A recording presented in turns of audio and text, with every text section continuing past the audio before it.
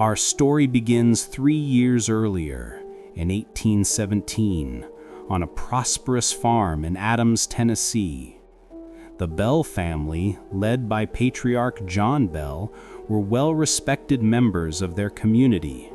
They were a normal, hard-working frontier family, but their ordinary lives were about to be shattered by a malevolent, unseen force. It began with whispers.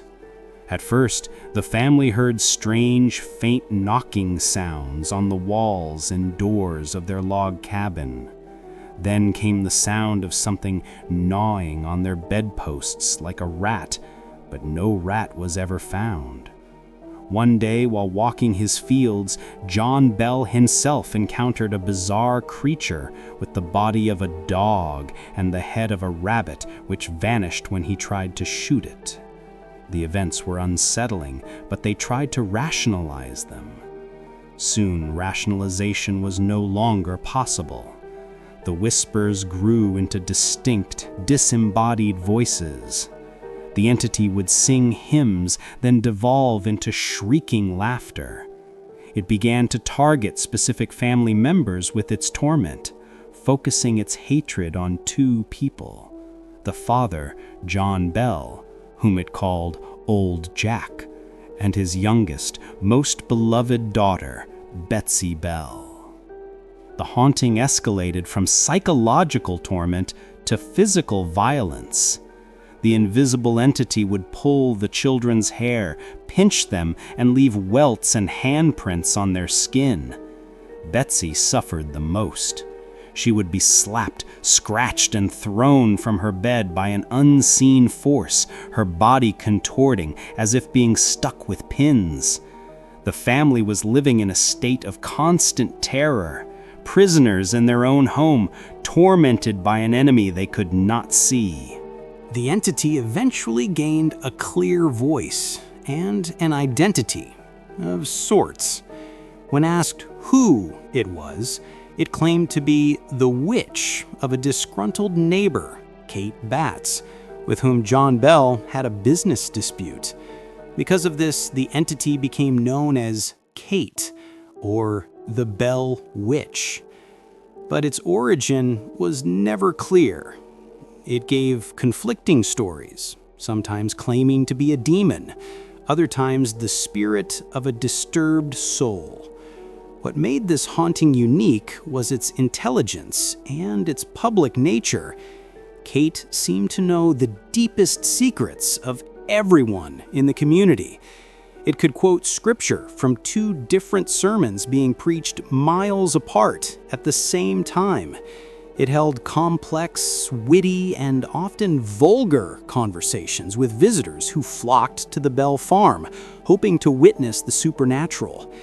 The most famous of these visitors was a man who was not easily scared, General Andrew Jackson, the hero of the War of 1812 and a future president of the United States. Intrigued by the stories, Jackson arrived at the farm with a small entourage. The legend says his wagon mysteriously became stuck, unable to move, until a disembodied voice shrieked with laughter and said, "All right, General, let the wagon proceed." That night, Jackson's men were attacked and tormented by the spirit. The next morning, a terrified Jackson and his men fled the farm. He was later quoted as saying, "I would rather fight the entire British Army than to deal with the Bell Witch." As the years went on, the Bell Witch's playful and conversational nature faded, replaced by a singular, murderous focus. It directed all its hatred towards the patriarch, John Bell. The entity's torment became relentless. It would not let him sleep, shrieking in his ears all night. It caused him to have seizures and difficulty swallowing, his face often contorting in spasms. His health, once robust, began to fail rapidly.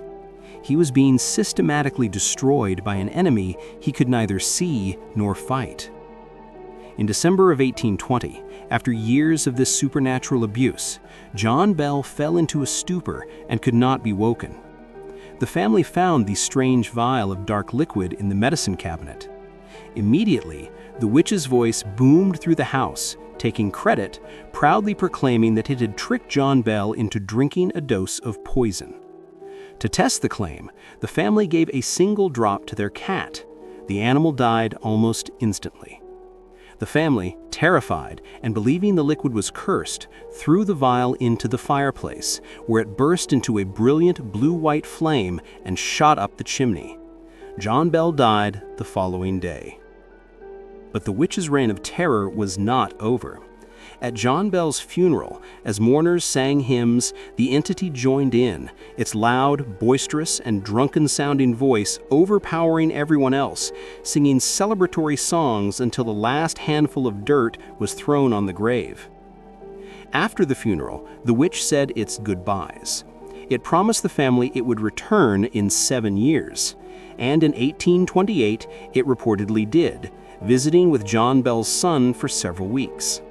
Before leaving for good, it made one final chilling prophecy. It would return again in 107 years. That year would have been 1935, a year when, strangely, new and unexplained phenomena were reported by the occupants of the old Bell homestead. The Bell Ridge haunting remains one of the most thoroughly documented and witnessed paranormal cases in American history. It is a terrifying story of an intelligent, powerful, and utterly malevolent entity that destroyed a family from the inside out. Was it the vengeful spirit of Kate Batts? A demon? A poltergeist of unimaginable power? No one knows for sure. But it is the only haunting in history that ended with a body count.